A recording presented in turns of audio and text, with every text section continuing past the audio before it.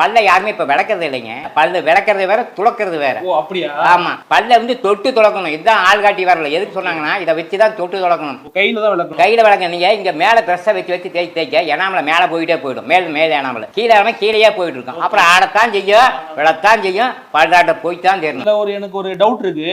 நம்ம சின்ன வயசுல பார்க்கும்போது எல்லாருமே இயல்பாவே இப்படிதான் பல் விளக்குறாங்க. ஆமா, நல்லா இப்படி தேய்க்கிறாங்க. ஆனா மேலும் கீழும் விளக்கணும்ன்றாங்களே, அது எந்த அளவுக்கு சரி? ஏழுங்க கை இருக்குல்ல, எங்க வேணா போகும். வேற இங்கெல்லாம் வச்சு விளக்குனாங்க. ஒரு அரை மணி நேரம் பல்லு குச்சி வச்சு விளக்குனாங்க. அதுல பல்லுல பட வேண்டிய ஒரே பொருள் துவர்ப்பு கசப்பு தானே ஒழிய எக்காரணத்துக்கு கொண்டு கெமிக்கல்ஸ் கிடையாது.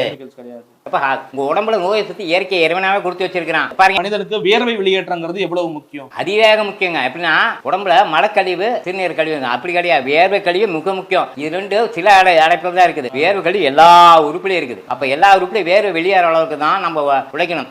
அது உடல் உறுப்பு நிறைய இருந்துச்சு, பெண்கள்கிட்ட இருந்துச்சு, ஆண்கள்கிட்ட இருந்துச்சு. இன்னைக்கு எல்லாமே குறைஞ்சு போச்சு. பக்கத்து தெருவுக்கு போறதா இருந்தா கூட வண்டியை கேட்டு தான் போறோம். அப்ப என்னன்னா வேர்வை நாங்கள் வெளியே வரல. வராம நோயை பெருசாகிடுறவங்களுக்கு இயற்கை வழியில நிறைய மருத்துவ முறைகள் இருக்கு. அது வந்தா தான் அவங்களுக்கு நோயை குணமாக்க முடியும். இருந்த இடத்துல இருந்தே நோயை குணமாக்கிக்கவே யாராலையும் முடியாது. ஏன்னா சில மூலிகள் உண்மைதான், சித்த மருத்துவம் சொல்ற மூலிகை அத்தனையும் உண்மைதான். நான் சுக்கு விற்கனா சுக்கு மிஞ்ச மருந்து உடனே சொல்லுங்க அப்படிங்க. 10 மிளகு இருந்தா பையன் வீட்டு சாப்பிடலாங்குவாங்க. கருவேப்பிள்ளைன்னு ஏன் பேர் வச்சாங்க தெரியுங்களா? பெண்களுக்கு கருப்பையில் இருக்கும் வெப்பத்தை தணிக்கும் இல்லை, அதனாலதான் கருவேப்பிள்ளைன்னு பேர் வச்சோம். நாம என்ன பண்றோம், அந்த பக்கம் கருவேப்பிலைய தூக்கி வச்சு போடுறோம். அப்புறம் எங்க கிடைக்கும்? தலைக்கு சாம்பு, சிவக்காய் சாம்புல போட்டதே கிடையாது. சிவக்காய் அரைப்பம் தான் போட்டோம். ஸ்டெப்பா போய் இப்ப தலைக்கு சாம்பு போடுறோம்.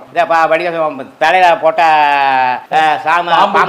வாயில நுர, ஷாம்பு போட்டா தலையில நுர. இந்த மெத்தேட் தான் இன்னைக்கு போயிட்டு இருக்குது. அடுத்தது நவதுவாரங்கள். இப்ப கோயிலுக்கு போனா நவக்கிரகங்கிறோம் இல்லையா? இந்த நவதுவாரங்கள் தான் உடம்புல அத்தனையும் நம்ம ஓட்டை. நம்ம 9 வாசல் வச்சுதான் உடம்பு படைச்சிருக்கான் இல்லைங்க. கண்ணு 2, காது 2, மூக்கு, வாய், மலத்துவாரம், சிறுநீரப்பை. அப்போ 9 வாசல் வச்சு உடம்பு படைச்சிருக்காங்க. அப்புறம் தசவாயுக்கள் 10 இருக்கு. உங்களுக்கு இந்த உடம்புலாம் வலியை உண்டாக்குறது தசவாயுக்கள் தான். கண் பார்வை மங்கிறது, கண் பார்வை தெரியாம போறது காரணம் இது எல்லாமே தசவாயுக்களான அடங்குது. அதுல 10 தசவாயுக்கள் இருக்கு. பிராணன், அபானன், உதானன், சமானன், கூர்மன், நாகன், ஏகதத்தன், தனஞ்சயன். இது இப்ப 10 வாயுக்கள் இருக்குங்க. அப்ப இந்த 10 வாயுக்களையும் சமமா வச்சுக்க தெரிஞ்சவனால் மட்டும்தான் நோயிலிருந்து வெளிவந்து நோயில்லாம வாழ முடியும். இப்ப இந்த 10 இன்னும் தமிழ்ல படிக்கணும், தமிழ் ரகசியம் தெரிஞ்சுக்கணும். இல்ல நீங்க வந்து தமிழ் மருத்துவ முறையில இயற்கை வைத்தியம் தான் இறைவனோடது. நமக்கு முதல் வைத்தியம் யாருன்னா எங்க சிவபெருமான் தான். சிவபெருமான் அவர் பேர் வைத்தீஸ்வரன் பேரு. அதுக்கப்புறம் தான் ஒவ்வொரு அது இருந்து வந்தவங்க தான் 18 அசிஸ்டன்ட் டாக்டர். அவர் மெயின் டாக்டர், இவர் அசிஸ்டன்ட் டாக்டருங்க. 18 பேர்.